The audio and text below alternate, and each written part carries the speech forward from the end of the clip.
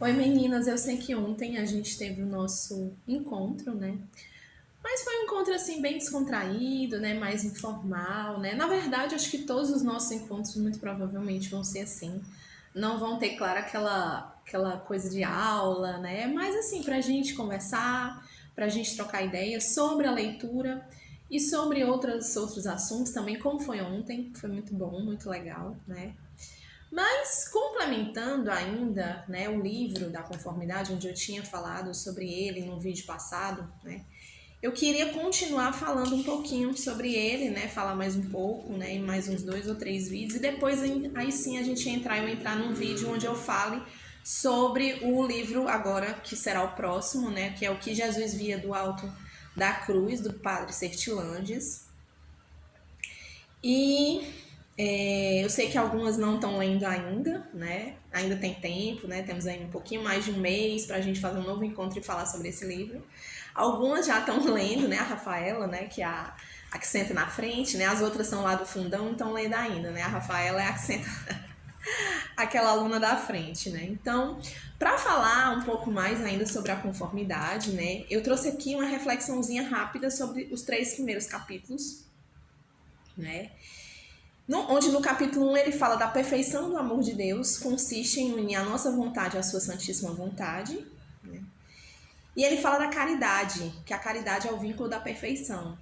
Então eu tenho um livro do C.S. Lewis, que é Os Quatro Amores, eu não tô com esse livro aqui, ele tá lá na casa do meu pai, que ele fala sobre o amor caridade, que é o amor mais perfeito que existe, porque é o amor que vem de Deus. Então, e o principal efeito do amor é unir a vontade daqueles que se amam.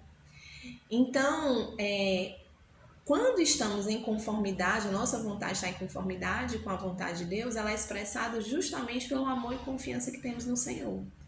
Então, Ele nos ama e quando nós o amamos verdadeiramente, esse amor faz com que estejamos totalmente em comunhão com Ele e a nossa vontade passa a ser, então, a vontade de Deus. Então, quanto mais você ama Deus, mais a sua vontade vai estar alinhada à vontade de Deus. Então, a submissão àquela realidade que você não pode mudar e aquilo que você pode intervir, você cumprir com o seu dever, assumir as suas responsabilidades, atender às convocações que a vida te faz, como eu já disse no vídeo anterior, isso é estar em conformidade com a vontade de Deus. No capítulo 2, ele já vai falar dos santos, né? Que os santos foram pessoas justamente que tinham a sua vontade em conformidade com a vontade divina. Isso fez com que todos alcançassem a pureza de alma. Essa comunhão os fez conquistarem muitas mercês e grandes progressos nesse caminho da perfeição. Então, o pensamento de um santo consiste em: antes eu fosse o mais vil dos insetos, por vontade de Deus, do que um serafim pela minha vontade. Essa é a maneira como os santos amam a Deus. Então, o que é que eu penso quando eu vejo isso aqui? A gente, por mais que a gente fale que seja feita a vontade de Deus, a gente ainda assim, isso é pela metade. A gente ainda assim tem um pezinho lá, mas que se for feita a minha vontade é melhor ainda. Essa entrega total, como os santos faziam, né, é algo que a gente deve buscar, mas que a gente deve ter a humildade de reconhecer que ainda não fazemos. Então, quem conseguiria pensar assim de forma genuína um ato de perfeita uniformidade com a vontade divina basta para construir um santo?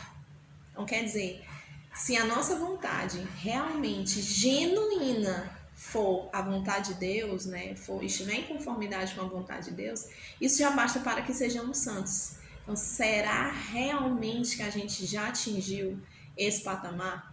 Em algum momento, pelo menos da vida? É uma reflexão boa para a gente fazer, né?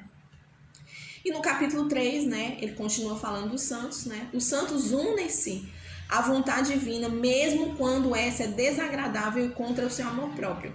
Ontem a gente estava falando disso, né? O quanto teríamos a coragem de realmente pedir por uma tribulação muito difícil, para essa provação, para nos jogarmos realmente numa confiança aos desígnios de Deus. Essa proximidade com Ele, sabermos que isso nos aproximaria mais ainda de Deus, porque o sofrimento vindo, nós o aceitando e passando por ele de forma, dando graças a Deus, isso prova que a nossa vontade está em conformidade com a vontade dele.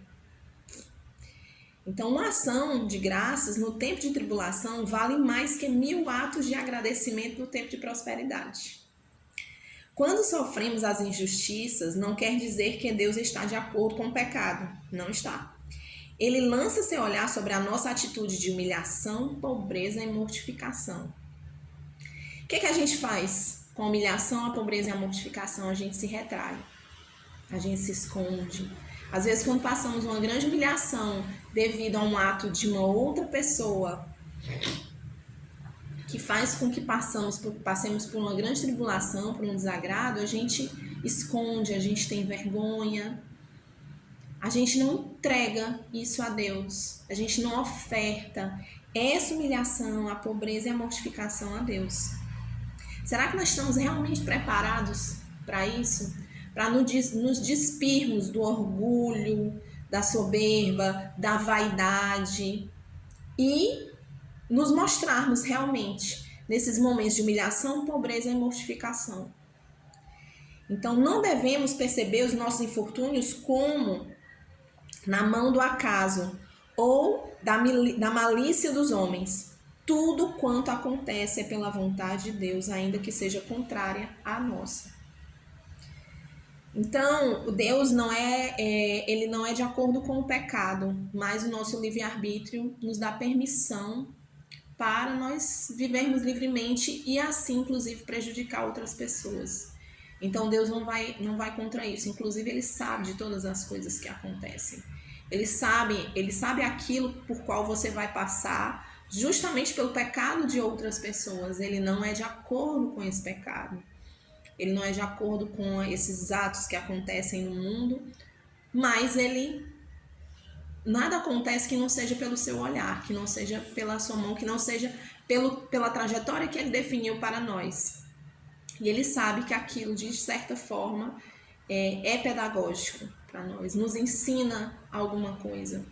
Essas situações de humilhação, pobreza e mortificação, todos nós passamos em algum momento da vida por algo que nos leva a isso. É interessante que estejamos atentos, com os olhos, ouvidos e sentidos abertos para receber isso, entender que isso é da vontade de Deus e dar graças nesse momento. A grande pergunta é: seremos capazes de realmente fazer isso de forma genuína? É isso, meninas. Depois eu vou tentar vir aqui falar um pouquinho mais dos outros capítulos para finalizar, então, vídeos dessa leitura e depois entrar no próximo livro. Beijo para todas!